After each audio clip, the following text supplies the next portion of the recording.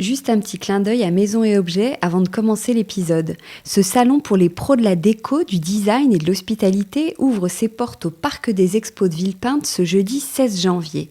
Pendant 5 jours, vous pourrez retrouver plus de 2300 exposants, dont 27% de nouveaux et 60% d'international. Les boutiques et concept stores feront le plein de nouveautés et de collections inédites. Les architectes et les designers découvriront des solutions innovantes. Et enfin, les hôteliers et les restaurateurs pourront inspirer l'air du temps et vivre des expériences immersives. D'ailleurs, pour se déplacer facilement, l'application Maison et Objets a complètement été revisitée avec l'IA. Le thème de cette année en fil rouge est Surreality. En gros, le surréalisme, une tendance forte qu'on retrouvera en fil rouge dans le salon. Déjà dans l'espace What's New in Décor d'Elisabeth Leriche qui pioche dans les nouveautés des exposants pour créer des scénos toujours ultra inspirantes, un de mes endroits fétiches au salon. What's New in Retail accompagnera plutôt les boutiques via une curation d'objets.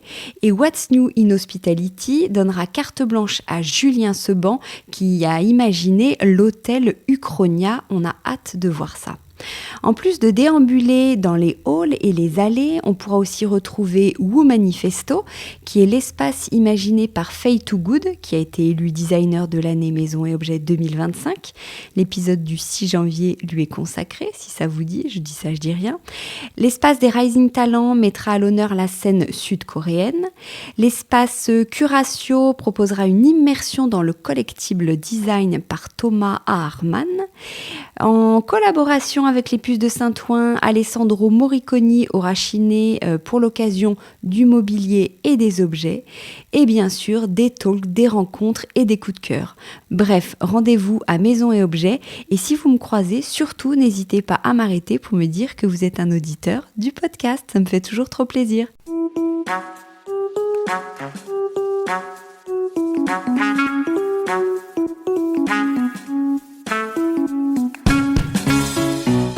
Bienvenue dans Décodeur, le podcast qui parle de celles et ceux qui font la déco aujourd'hui.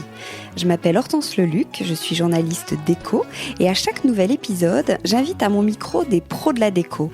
Ensemble, on peut parler savoir-faire, inspiration, tendance, actu, idées déco, envers du décor. Bref, on papote et on enregistre car ici, la déco, ça s'écoute. Si vous venez juste de découvrir cette émission, j'espère qu'elle vous plaira. Sachez qu'il y a déjà plus de 80 épisodes enregistrés avec de nombreuses personnalités passionnantes et plein d'autres formats aussi sur des thématiques bien précises. Pour suivre tout ça en photo, vous avez Instagram, bien sûr, @décodeur. N'hésitez pas à vous abonner, à m'écrire, à partager, bref, à faire vivre ce podcast qui n'existerait pas sans votre fidélité. Allez, c'est parti. Bonjour à tous, aujourd'hui on va parler d'une très jolie marque qui propose du mobilier en travertin, en marbre, mais pas que. Vous allez voir, on va en reparler, mais en tout cas qui est en pierre naturelle. Les pierres naturelles sont très tendance aujourd'hui. Il n'y a rien de plus contemporain qu'une table basse en travertin par exemple ou qu'une console en marbre. On en voit beaucoup dans la déco mais aussi dans les restaurants, les hôtels. Donc ça va être très intéressant d'échanger avec des experts sur ces pierres qui datent des millénaires et qui pourtant nous apportent aujourd'hui douceur et réconfort. Je vous présente donc Célia Boulbès et Thomas Mollard, les fondateurs de Talca. Bonjour Célia, bonjour Thomas. Bonjour, on est absolument ravis d'être là. Merci beaucoup de nous accueillir. Eh ben, avec plaisir. Avant de commencer, je fais une petite parenthèse parce que je voulais remercier Arte qui nous accueille dans leur showroom. Nous sommes rue de l'Abbaye dans le 6e, numéro 10 rue de l'Abbaye. Arte, si vous ne connaissez pas encore, mais je suis sûre que vous êtes très nombreux à connaître, c'est un concepteur et un éditeur belge de revêtements muraux. Alors ici, tout est beau et inspirant. Je ne sais pas si vous avez fait un petit tour dans le showroom. Si, absolument. Et d'ailleurs, on en a regardé pour notre appartement à Marseille, donc ça tombe très bien. Et en fait, c'est une marque qui est à la fois originale, tendance, mais qui s'appuie sur un savoir-faire unique et derrière laquelle il y a toujours beaucoup d'innovation. Vous pourrez découvrir toutes leurs nouvelles collections pendant Paris Déco Off en janvier 2025. N'hésitez pas à venir. Et c'est super agréable d'avoir tous ces revêtements muraux autour de nous. Ouais, c'est vrai, c'est enveloppant. Hein. Ouais, absolument. Je trouve que ça crée une ambiance assez chaleureuse. l'aspect chaleureux, on va largement revenir dessus. Avant tout, est-ce que vous pouvez nous dire ce qu'est le travertin exactement et à quoi ça ressemble ? Oui, alors le travertin, c'est une pierre naturelle calcaire qui est caractérisée par une couleur assez homogène. On le connaît beaucoup en beige, mais il y a aussi du travertin rosé, du travertin rouge, gris. Et une autre chose caractéristique du travertin, c'est son veinage sous forme de strates horizontales qui le différencie vraiment du marbre. Ah oui, parce qu'on va revenir au marbre aussi. Mais c'est une pierre naturelle. C'est une pierre 100% naturelle qui se forme. Ça veut dire qu'on la trouve telle qu'elle dans la nature. C'est ça, naturel ? Oui, tout à fait. C'est grâce à l'accumulation d'eau qui, au fil des millénaires, amène du travertin. D'accord. Et alors, où est-ce qu'on trouve du travertin ? On en trouve dans tout le bassin méditerranéen et nous, il vient de toutes nos pierres, que ce soit le travertin, mais aussi le marbre avec lequel on travaille. Tout vient de Turquie, qui est un grand pays très connu pour la pierre. Oui, qu'on trouve dans la nature. Comment vous le sélectionnez alors ? Donc on sélectionne un travertin très peu poreux, avec un très beau veinage et une couleur blond doré. Oui, c'est ça. Vous avez des critères de sélection. Absolument. Le fait d'être spécialiste de la pierre, ça nous donne cette envie et cette énergie de choisir uniquement la plus belle qualité possible. On est vraiment spécialisé sur la pierre naturelle haut de gamme, donc on a l'assurance, nous, de uniquement sélectionner la meilleure qualité. Et après, en fait, une belle qualité de pierre, ça passe par deux choses. En premier, la sélection de la pierre, comme on l'a dit. Donc, on passe beaucoup de temps, nous, en Turquie, pour aller la sélectionner et la choisir. Et ensuite, c'est tout le traitement qu'on va faire sur cette pierre qui va pouvoir en faire ressortir la beauté. Ça passe par, pour le travertin, nous, on va le faire en sorte que l'étape soit totalement lisse pour pouvoir ensuite le protéger. On va avoir aussi un grand travail sur le polissage qu'on a élaboré, nous. Et ce polissage va permettre de faire ressortir les marbrures, parce que sinon, si on les laisse le travertin brut sans polissage, il est un peu gris. Poussiéreux même. Ouais, poussiéreux, voilà. Et donc, on va faire ce travail sur le polissage. Nous, on va aussi avoir une finition mate, presque veloutée. Ça, c'est un choix, parce qu'on pourrait avoir un polissage brillant, mais cette finition mate, nous, on trouve que c'est plus chic. Donc, c'est tout ce travail de sélection de la pierre et ensuite de finition qui fait qu'on a une pierre de très bonne qualité.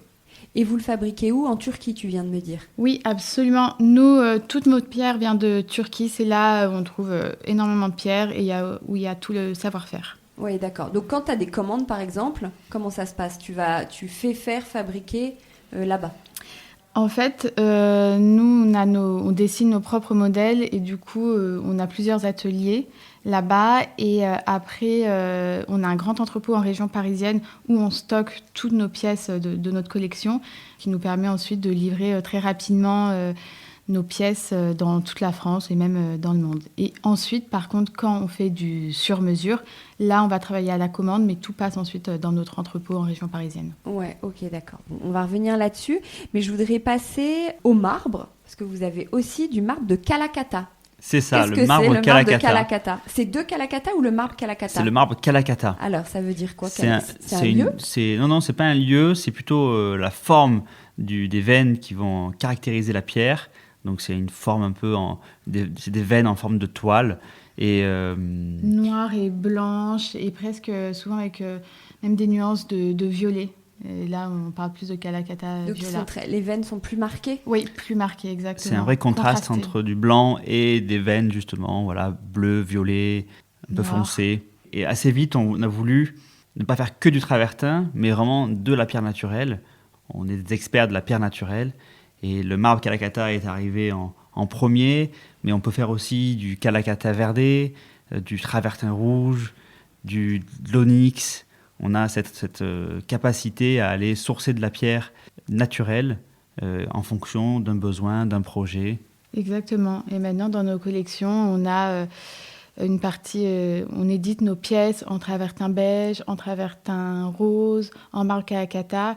Et pour revenir sur le marbre Calacatta, c'est vrai qu'il y a une demande de plus en plus sur cette pierre qui est très chic et qui revient de plus en plus. De toute façon, on en reparlera, je pense, mais c'est un cycle, comme dans la mode, un peu les pierres. Ben non, dis-nous maintenant, c'est intéressant.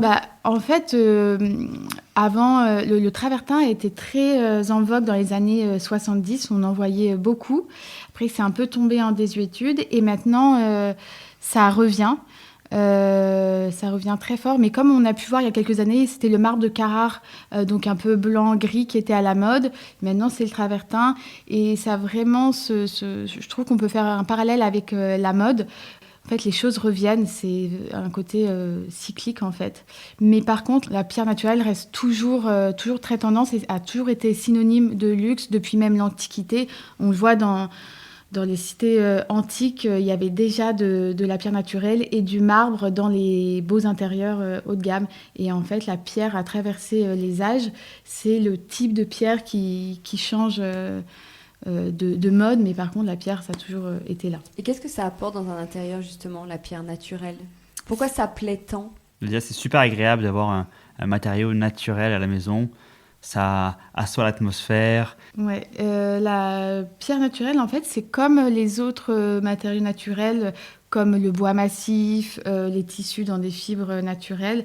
Il y a ce côté à la fois esthétique, mais ça apporte du relief et une profondeur à la décoration. Et donc, comme je disais, au-delà de l'aspect esthétique, ça assoit l'atmosphère, ça ancre en fait la décoration.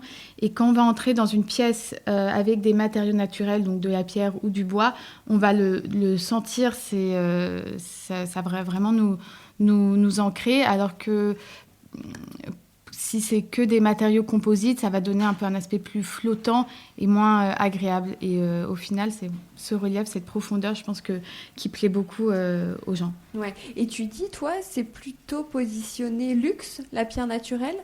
En tout cas, dans je pense, l'idée qu'on a de la pierre, on a toujours pensé peut-être lié au marbre, mais que la pierre a amené ce positionnement un petit peu luxe. Oui, absolument, ça amène ce positionnement assez premium parce que, en fait, c'est aussi à travers l'histoire, quand on regarde que ça soit l'Antiquité ou ensuite les châteaux, il y a toujours eu de la pierre, des très belles consoles en marbre, déjà... des cheminées en marbre. Voilà, exactement. Et donc, ça a toujours eu cet aspect assez premium. Mais je trouve que maintenant, c'est quelque chose qui se démocratise pas mal parce que les gens ont plus accès à voir des intérieurs... assez luxueux par les réseaux sociaux, par Pinterest, par les magazines, et donc osent plus le mettre chez eux. Et puis même au-delà de ça, je trouve qu'il y a vraiment un retour à l'envie d'avoir des beaux matériaux chez soi. Et ça aussi, je trouve que le monde du mobilier suit un peu celui de la mode. On voit dans la mode qu'on a un retour aux belles matières, qu'il y a un peu... que la fast fashion est controversée. Et pareil, on a eu une grosse tendance sur tout ce qui était fast furniture dans le monde du mobilier. Et maintenant, les gens ont envie de revenir à des choses plus naturelles, plus belles, et de se réapproprier les beaux matériaux, en fait. Ouais. Et ça peut s'adapter à tous les styles, en fait. La pierre naturelle, on peut le mettre dans tout type d'intérieur. Oui, et puis je pense que c'est aussi pour ça que le travertin est tendance, par sa couleur beige, va pouvoir vraiment se lier avec du bois, du tissu, et toutes les couleurs d'un appartement. Exactement, je dis souvent que le travertin beige, ça lie les autres couleurs de la décoration par sa teinte neutre, mais en même temps, la pierre, c'est présent par essence. Et donc, voilà, ça peut faire le lien avec les autres couleurs tout en étant assez présent. Et c'est vrai que nous, on voit notre pierre dans des intérieurs très différents. Déjà, beaucoup dans l'haussmannien. Si on prend l'exemple du travertin, ça va contraster avec un joli parquet en pointe de Hongrie, par exemple. Ça va apporter de la lumière. Mais sur des choses très différentes, on va aussi beaucoup le voir dans des intérieurs... vers Marseille, très méditerranéen, sur du béton ciré. C'est une pierre qui vient de là-bas et donc ça apporte aussi beaucoup de lumière. Donc ça va très bien à la fois dans des choses, des appartements haussmanniens, des villas méditerranéennes, ça peut aller dans différents styles. Puis après, en fait, aussi sur la pierre naturelle, on parle du travertin, mais le Calacatta va amener ce côté plus haut de gamme. Un marbre Rosso Levanto, donc assez rouge, va amener un côté beaucoup plus un peu confidentiel. tout dépend de la pierre qu'on va utiliser. Ouais. Alors, j'en reviens à ce marbre Kalakata. Ça vient d'où? Vous le trouvez où? Aussi en Turquie, dans des carrières qu'on utilise depuis des millénaires. C'est les mêmes carrières qui fournissaient les colonnes qu'on va retrouver sur certains hôtels ou musées à Rome, par exemple. Et effectivement, c'est les mêmes carrières qui sont utilisées pour les colonnes qu'on peut voir sur des sites antiques qu'on utilise toujours maintenant pour notre mobilier. Donc c'est une pierre qui existe depuis vraiment très longtemps. Et que vous travaillez de la même manière que c'est le même procédé que le travertin dont tu nous parlais tout à l'heure? Exactement. Peut-être tu peux parler. Le marbre, le travertin, la pierre naturelle va se travailler toujours de la même manière. Vous récupérez quoi? Des blocs? À la base, on va récupérer un bloc qu'on va ensuite travailler soit en plaques, soit en plus petits blocs. Alors les plus petits blocs, ça va amener des pièces massives, par exemple pour faire un pied rond central d'une table. Ou des vasques. Et les plaques pour faire des plateaux, pour faire les plateaux de la table, un piétement sous forme de plaques également. Exactement. Donc il y a différentes manières de le travailler en plaques ou en bloc. Ouais, ok. C'est fabriqué dans les mêmes ateliers? Exactement. La seule différence que je dirais entre le travertin et le marbre, c'est le côté poreux. C'est vrai, le marbre va être par nature moins poreux, alors que le travertin est une pierre qui est poreuse. Alors nous, on va reboucher les pores pour avoir un usage adapté à la vie quotidienne. Et que ce soit pour le marbre ou pour le travertin, on va ensuite le protéger, l'imperméabiliser avec quelque chose qu'on a développé qui est assez unique et qui nous a permis de travailler notamment avec des hôtels, des restaurants et qui permet vraiment de prolonger la durée de vie du produit. Il faut le traiter, je ne vous ai pas posé cette question encore. Vous avez déjà un premier traitement en amont? Absolument. Nous, on a développé notre propre imperméabilisation qui nous permet d'avoir des tables qui soient vraiment adaptées à la vie quotidienne et qui nous permettent aussi de nous développer très bien sur de l'hôtellerie et de la restauration, notamment pour les restaurants qui utilisent nos tables avec un usage intensif. Comme toute matière naturelle, comme le bois massif, c'est un produit qui peut être taché par des acidités. Et donc, c'est très important de bien le protéger. Et c'est cette protection unique qu'on a développée qui nous a permis d'avancer notamment sur tout le secteur de l'hospitality. Et d'ailleurs, que ça soit si quelque chose... ce que les gens devraient savoir vraiment quand ils choisissent quelque chose en pierre, et notamment en travertin, il faut absolument le choisir rebouché et imperméabilisé, parce que le travertin brut, c'est très beau, où on voit les pores, et on peut le faire aussi, mais c'est pas du tout adapté à la vie quotidienne. Si vous choisissez une table en travertin, choisissez-le vraiment rebouché et assurez-vous d'avoir un traitement qui soit efficace pour pouvoir l'utiliser au quotidien. Mais rebouché, ça veut dire quoi? Les petits trous, tu veux dire? Oui, voilà, les pores du travertin. Il ne faut pas qu'il y ait ça. Si vous voulez avoir une utilisation quotidienne, il faut absolument avoir un travertin qui soit lissé, donc rebouché, les pores rebouchés. Et c'est la seule manière d'appliquer un traitement qui soit efficace. Ouais. Et chez nous, que ce soit le marbre ou le travertin, après, nous, on n'a plus rien à faire? Non, parce que ce traitement est très résistant. Alors après, il peut se refaire au bout de 3 ans, 4 ans, 5 ans si on a envie. Mais de base, c'est pas nécessaire de le refaire. Ouais, chez nous, on a des tables en travertin et c'est vrai qu'on n'est pas les plus... Tu peux poser un verre d'eau dessus. On peut 100% poser un verre d'eau et même s'il y a une tache de vin rouge, c'est quelque chose qu'on nous demande très souvent. Oui, en plus dans les restaurants. Dans les restaurants et même à la maison, nous on a un traitement qui permet, si on nettoie si on nettoie assez rapidement, honnêtement il n'y aura pas de traces. Et c'est vraiment une de nos forces. Mais ça c'est super parce que je ne vais pas raconter ma vie, j'aime pas le faire, mais moi j'ai un plateau en marbre chez moi. Ouais. Et je pense que j'ai acheté tel quel chez un marbrier, et qui n'avait sûrement pas été traité. Et donc au bout de 15 jours, j'avais mis des fleurs, j'ai déjà des petites gouttes d'eau, j'ai des traces, et quand je la regarde de loin, c'est pas lisse, j'ai des traces, c'est opaque, brillant, selon ce qui est... Enfin, c'est pas flagrant, hein, mais on voit qu'il y a une petite différence. Et on nous avait donné un traitement, mais qu'on n'avait pas trop su faire, donc c'est vraiment super si vous, c'est déjà traité. Absolument. C'est aussi l'avantage, encore une fois, c'est ce que je disais tout à l'heure, d'être une marque vraiment spécialiste, c'est qu'on peut mettre toute notre énergie à proposer la meilleure qualité, à passer beaucoup de temps à trouver le meilleur traitement.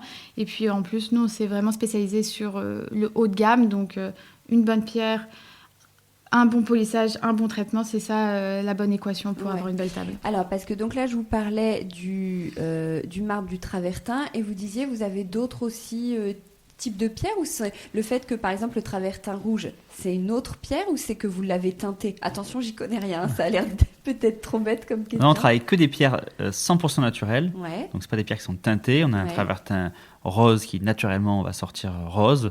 Le travertin, on va le trouver à la fois du beige jusqu'au marron en passant par le rose.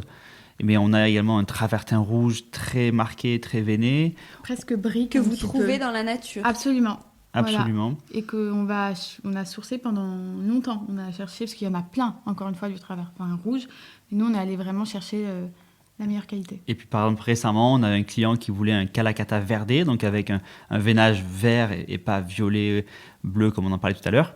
Et donc, on a trouvé un Kalakata verdé et on a fait une grande table de 3 mètres avec ce Kalakata. Et maintenant, on peut le proposer aussi pour des projets, que ce soit pour du sur-mesure, pour du professionnel.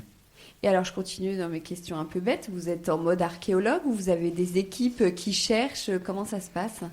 Alors, on se rend souvent en Turquie pour aller voir, pour aller découvrir un petit peu les différentes pierres. Et puis, on a aussi beaucoup de contacts.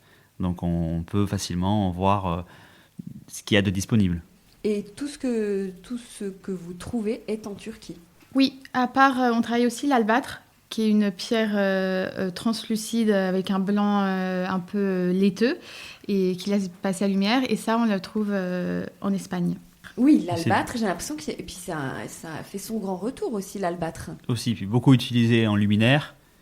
Et parce que justement, ce côté translucide permet d'être Oui, utilisé. c'est ça. Ça fait mieux passer la lumière, l'albâtre, que le marbre. Exactement. Donc, on a aussi l'albâtre. Et après, en fait, en fonction des projets, on va sourcer de la pierre pour... par exemple, si on a un hôtel qui a une DA, une direction artistique vraiment précise, qui veulent une pierre plutôt bleue parce que c'est la thématique de l'hôtel, nous, on va aller leur sourcer une très belle pierre dans ces teintes-là pour justement matcher tout le projet. Et ça, c'est aussi une de nos spécialités. Et ce qu'ils vont avoir les architectes d'intérieur, ou même les particuliers quand on va sourcer de la pierre, c'est l'assurance de sourcer la plus belle qualité de pierre. Oui, puis assez unique en fait. Absolument. Parce que vous allez chercher pour eux. Absolument, c'est ça. Et par exemple, le Kalakata verdé dont parlait Thomas, qu'on a sourcé pour un client, on l'a tellement aimé, on a acheté tout le bloc. Et maintenant, si vous faites... toute la pierre est exclusive à Talca et donc vous êtes sûr d'avoir quelque chose de vraiment unique. Ouais. Et tout à l'heure, Thomas, je crois que tu parlais de l'onyx ou j'ai rêvé? Oui, on peut faire aussi. C'est quoi l'onyx? C'est encore une autre pierre, encore différente du marbre et du travertin, qui, comme l'albâtre, va avoir ce côté translucide et donc qui va être utilisé aussi pour des luminaires, entre autres. Et pareil, pour un projet client, sauter des bureaux en onyx vert, on a trouvé cet onyx et puis on a pu faire des bureaux sur mesure. Ah ouais, donc vous positionnez vraiment les spécialistes de la pierre naturelle. C'est ça, mais là où on va être, on va dire, différent d'un marbrier, je ne sais pas si j'ai envie de dire différent d'un marbrier. Ouais. Non, là, donc nos spécialités, c'est à la fois la pierre naturelle haut de gamme en général, mais également la confection de mobilier. On va créer nos propres modèles en interne. On a aussi un ingénieur mécanique dans l'équipe qui s'assure que nos tables soient vraiment fonctionnelles, surtout sur les grands formats. Donc on a aussi cette expertise dans la fabrication de mobilier qui nous rend uniques. Ouais. On parle, parce que depuis tout à l'heure, on parle de tables, mais donc je suis allée voir, je connais quand même votre offre aussi. Il y a des tables basses, des tables d'appoint, des vasques, de la petite déco, mais on peut tout faire en soi, avec ces pierres naturelles? On peut faire beaucoup de choses, parce que c'est un matériau qui se travaille très très bien, que ce soit en massif avec des formes cylindriques, ou bien en plat, comme je disais tout à l'heure, ce qui permet de faire toute une gamme de produits. Et c'est ce qui nous a permis de travailler avec des hôtels, parce qu'on peut leur faire à la fois une table basse, une table de restaurant, une console, une vasque, une table de chevet. On peut même faire des luminaires. Donc on a vraiment une gamme de produits accessibles pour... Et variés. Et variés. Ouais, j'aime bien ta réponse. On peut tout faire. Ce qui répond, je te dis, est-ce qu'on peut tout faire? Oui, on peut, mais on peut pas tout faire quand même. Alors nous, on va vraiment être spécialisé dans le mobilier. On peut aussi faire des plans de travail, mais l'expertise de Talca, et là, nous, c'est notre spécialité, c'est la confection de mobilier. Donc, Ouais, vraiment. voilà. Il y a des consoles, qui est un meuble qui est très, très à la mode, j'imagine que vous devez bien vendre. Et des cubes et des colonnes, ça c'est canon aussi. Ça se met où, les cubes et des colonnes? Cube et colonne, mais en fait, ça peut être soit un piédestal pour mettre en valeur une œuvre d'art, une belle lampe, en bout de canapé, en table de chevet. Chez nous, par exemple, on en avait qui, à un moment, ont été nos tables de chevet. Après, on les a utilisées en bout de canapé pour mettre notre lampe. Donc, j'aime bien cet objet parce que c'est très polyvalent. Et on l'utilise aussi beaucoup pour des projets d'aménagement de boutique. Donc, Absolument. va être utilisé en merchandising pour montrer un sac, montrer des chaussures. Oui, on fait beaucoup d'aménagements de boutiques haut de gamme et c'est vrai que les colonnes, c'est parfait pour ça. Ouais. Et des vasques aussi, et donc c'est traité, donc aucun problème avec l'eau. J'imagine que si vous les vendez, il n'y a aucun problème. Absolument, les vasques, c'est vrai qu'on nous demande souvent, mais pour vous montrer à quel point c'est adapté à une pièce d'eau, nous on a fait tout notre receveur de douche en travertin. Et donc c'est un usage, on va dire, encore plus intensif qu'une vasque de salle de bain. Donc le travertin et le marbre, c'est parfait pour une pièce d'eau. Et les vasques marchent très bien. Et notamment une pierre qui marche très bien dans la salle de bain, c'est le travertin rosé. C'est ce qu'on vend le plus. Et parce que c'est cette couleur naturelle, un rose rouge très profond, fonctionne bien dans ce type de pièce. Et bien sûr, de la petite déco. Faire des petits plateaux ou plein de petits objets. Oui, je trouve que la petite décoration dans un beau matériau comme la pierre naturelle, c'est la touche finale à une belle décoration. Et j'ai vu aussi à Équipe Hôtel, vous proposiez des tables de bistrot. Totalement. On peut faire vraiment tout sur mesure. Totalement. Je dirais que c'est même notre produit phare avec les professionnels. Absolument. On a fait plusieurs restaurants, notamment le Dahlia à Paris, qui est un super restaurant où nos tables sont vraiment mises en valeur et mettent en valeur le lieu. C'est le travertin rosé qui avait été choisi. Et donc, on peut faire des tables de resto. Et encore une fois, on peut assortir le piétement avec la couleur de la pierre. Et c'est ce qui permet d'avoir un produit qui correspond au lieu de la pièce. Exactement. Un exemple qu'on a présenté à Équipe Hôtel, on a un manche debout en marbre Rosso Levanto qu'on a assorti avec un piétement donc central pour une table de bistrot couleur bordeaux. Et donc là, on a quelque chose de vraiment unique et hyper bien assorti entre le pied et la pierre. Et ça plaît vraiment beaucoup en restauration. Ouais. Mais c'est intéressant parce que votre marque, vous vendez autant aux pros, on peut s'offrir aux particuliers qu'aux pros. On peut s'offrir une console et en même temps, un pro, je vais y arriver, va vous demander du sur-mesure. Vous savez répondre à tout. Oui, par exemple, on a une console, la console Constance. On a des modèles donc, en stock qu'on peut livrer très rapidement avec des dimensions standards qui sont vraiment adaptées aux particuliers.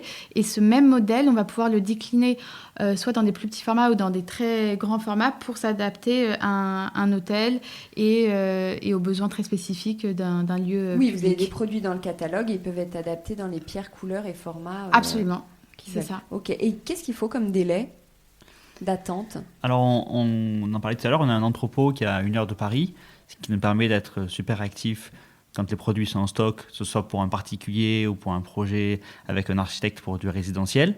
Et donc là, dans ce cadre-là, en 2 semaines, la pièce est livrée. En plus, en région parisienne, on propose un service qu'on va appeler livraison gants blancs. Donc on livre le produit dans la pièce, et même si c'est une table à manger, elle est livrée au 4e étage sans problème. Ça plaît beaucoup à Paris, parce que les gens habitent dans des appartements avec beaucoup d'escaliers. Ouais, et c'est on essaie d'avoir des produits de bonne qualité, donc on aime avoir le service qui soit adapté aussi, et donc c'est notre propre équipe qui livre en région parisienne. Ouais. Comment, je pose cette question parce que tout le monde est suspendu à ce sujet, mais comment ça va, le business, entre guillemets, en ce moment? Alors nous, on est une jeune marque, on s'est lancé il y a 4 ans, donc on est encore en croissance. Chaque année est l'occasion pour nous de réaliser de nouvelles choses et de nouveaux défis.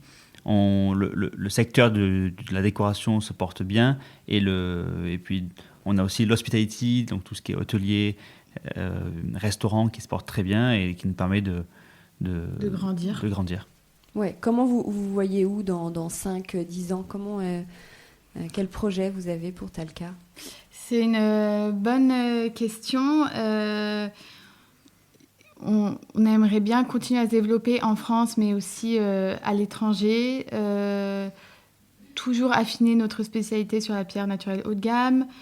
Peut-être avoir 1 ou 2 boutiques en propre. Et continuer à faire grandir notre équipe, qui est quelque chose qui nous rend très heureux aussi. Ouais, là vous êtes tous les deux, donc les fondateurs. Vous êtes combien sinon dans l'équipe? On est 7 actuellement. Et ils font quoi les autres alors? On a une personne qui est donc ingénieur mécanique, qui s'assure de toute la structure des produits. Une personne qui est designer.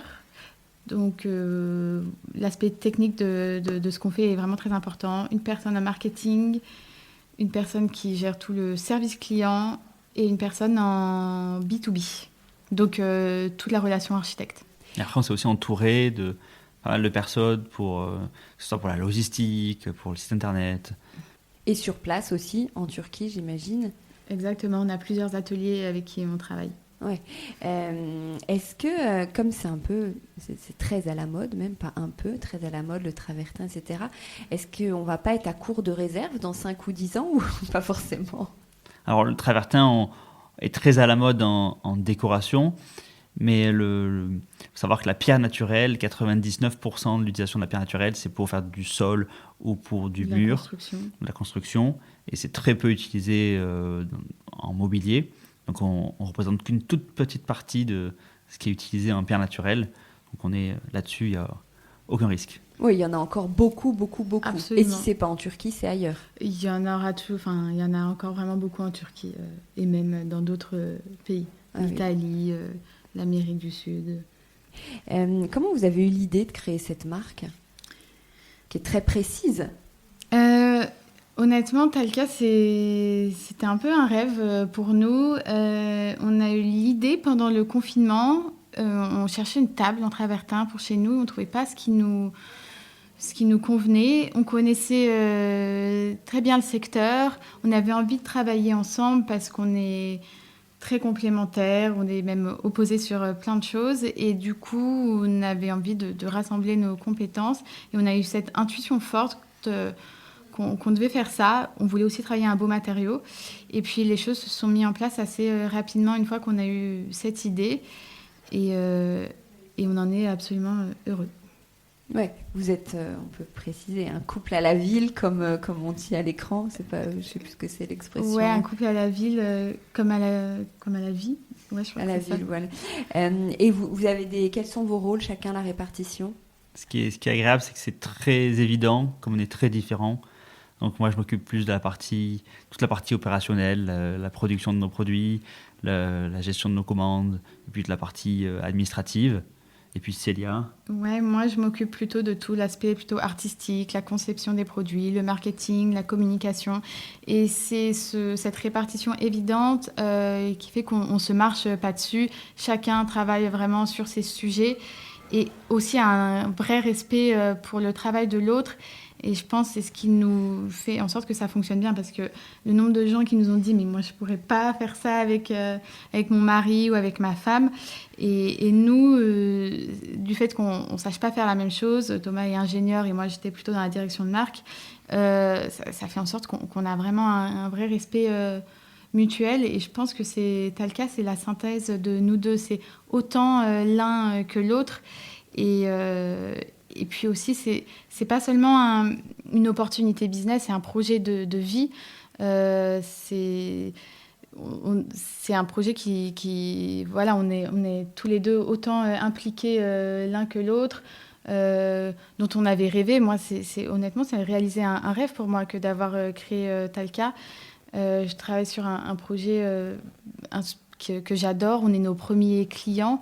Et du coup, vous savez qu'au quotidien, on est juste heureux et hyper reconnaissants de faire ça. Et très souvent, même, on va s'arrêter et se dire, mais c'est pas possible, on a trop de chance de faire ça. C'est génial, on rencontre des gens incroyables, on travaille sur des projets, par exemple des boutiques de luxe du groupe LVMH, on travaille avec des architectes qu'on adore. Et juste, on se dit, mais quelle chance. Et je pense que ça, au quotidien, d'être porté par un projet qui nous anime sincèrement, ça fait qu'on arrive bien à travailler ensemble, au-delà du fait qu'on a des compétences très différentes. Ah, c'est agréable à entendre comme discours. Comment vous arrivez à déconnecter du coup? Vous parlez tout le temps boulot ou ça va? Je sais ce que tu vas dire. Parce qu'avant, on parlait tout le temps de boulot. Mais depuis 14 mois, on a une petite personne vous avez une petite distraction. Ouais. Une petite distraction qui nous oblige le soir, le week-end à couper. Et du coup, ça nous a aussi amené à parler moins de Talca, à prendre plus de temps pour parler d'autres choses. Mais ça reste un élément très important de notre vie. On part en vacances, on pense Talca, on fait quelque chose, on pense Talca. Ouais, on est inspiré par tout ce qui nous entoure quand on voyage, mais c'est pas un problème. Encore une fois, moi je le vois même au-delà de notre entreprise. C'est vraiment un projet de vie pour nous, et du coup, on en parle comme d'un projet, comme quand on veut rénover une maison. C'est notre vie à tous les deux qu'on construit à travers Talca. Et encore une fois, c'est vraiment un rêve pour nous d'avoir fait ça. Pourquoi ça s'appelle Talca? Talca, en fait, on est parti de plusieurs contraintes qu'on s'est mis. On voulait un mot qui n'existe pas, qui fasse référence à la pierre calcaire, le K. Et T et A, c'est Thomas, c'est la première et dernière lettre de nos prénoms, tout simplement. Et ça se dit aussi bien en français qu'en anglais. Et franchement, on adore Talca comme nom. Vous habitez à Marseille, vous l'avez dit au tout début. C'est une ville qui bouge beaucoup, hein. Il se passe pas mal de choses. J'interviewe pas mal de monde qui est à Marseille. Qu'est-ce qui vous plaît tant à vous dans cette ville? Alors moi, déjà, en tant que Marseillais... Toi, tu es Marseillais. Moi, je suis Marseillais. Tu es né là-bas. Je suis né là-bas. Tu n'es pas parti Non. parce que c'était... Il est Marseillais et moi, je suis parisienne. Encore quelque chose qui nous oppose sur le papier. Et en tant que Marseillais, c'était un rêve de revenir vivre à Marseille. Et c'est vrai que cette ville, elle évolue beaucoup, je dirais, surtout depuis 2013. Et donc, faire partie de cette ville... De cette émulation créative qu'il y a en ce moment, c'est super inspirant. Il y a plein de personnalités créatives qu'on voit en ce moment. Axel Shea, l'architecte Dorothée Delay qui a ouvert des bureaux à Marseille. Michael Kosca qu'on adore, l'artiste Léa Bigot. Et je trouve toute cette créativité vraiment débordante et assez libérée à Marseille, c'est génial d'en faire partie. Au-delà du fait que c'est une ville hyper agréable, il fait beau, on est bien, il fait chaud, il y a une lumière de dingue. C'est super inspirant. Mais bon, on fait toujours beaucoup d'allers-retours avec Paris. Ah oui, vous faites beaucoup d'allers-retours puisque vous avez votre entrepôt qui est... Notre entrepôt, on a aussi un showroom rue Montmartre qu'on partage avec la galerie Willow & Grove. Et donc il y a un lieu qui permet aux personnes d'aller voir nos produits, découvrir la pierre, toucher, car c'est quand même un matériau qui se prête à être vu et touché. Oui, il faut le voir. Absolument, ouais, voilà, ça on avait beaucoup de demandes et en plus on est très fiers de la finition qu'on a, ce mat velouté hyper doux, donc je recommande vraiment aux gens de pouvoir aller voir. Oui, vous avez plein de produits donc exposés chez Willow & Grove. Exactement, on a plein de produits exposés chez Willow & Grove et sinon on accueille aussi les gens dans notre bureau à Marseille avec plaisir sur rendez-vous. Ok. Et chez vous, c'est quel style? C'est un showroom Talca ou pas forcément? Chez nous, notre appartement, effectivement, on l'a refait il n'y a pas longtemps et il y a beaucoup de travertins. On a notamment fait des plinthes en travertin parce qu'on a essayé de faire un mix entre le côté parisien, donc plutôt mon côté, et le côté plutôt marseillais de Thomas. Donc, par exemple, on a un parquet en point de Hongrie en chêne et donc qui contraste avec ces plinthes en travertin et ça rend hyper bien. Et après... on a aussi mixé avec du bois massif parce que ça nous plaît beaucoup et des couleurs, nous qui vont du bronze, on travaille avec ressources et puis on a mis plein de créateurs et d'artisans qu'on aime bien dans notre appartement. Donc, tu fais un peu la déco, Thomas, ou t'as ton mot à dire? J'ai mon mot à dire, mais je fais confiance dans ce que fait Célia, donc je la laisse faire avec plaisir. Dernière question, toujours la même quand on termine le podcast. On va dire que vous faites un grand dîner autour d'une table Talca. Qui seraient vos invités ? Alors, on a réfléchi à cette question parce qu'on la connaissait et on a bien rigolé quand on y a pensé lundi avec l'équipe parce qu'on a dit des gens mais vraiment opposés. Moi, ça serait plutôt des femmes. Il y aurait Pauline Léniaud qui est une entrepreneure que j'admire beaucoup, qui a monté la marque de joaillerie Gemio. Elle a fait ça avec son mari, elle a un esprit très libre, elle a une passion pour le beau, donc vraiment très inspirant pour moi. Michelle Obama, pour le côté américain, hyper positif, voir les choses en grand, évidemment l'aventure de couple. Et India Madhavi, icône dans notre secteur, l'utilisation des couleurs que je trouve dingue, et c'est une des premières personnes qui m'a fait aimer la décoration et ce secteur. Donc ça, c'était pour ma part, et Thomas, donc c'était très différent. Moi, on en parlait tout à l'heure, je suis quelqu'un qui a besoin aussi de se vider un peu la tête. Alors, je fais beaucoup de sport. Et en tant que sportif, je suis un fan invétéré de Rafael Nadal, de par son attitude, sa ténacité et ce dépassement de soi. Et puis en bon Marseillais, je choisirais aussi Zidane.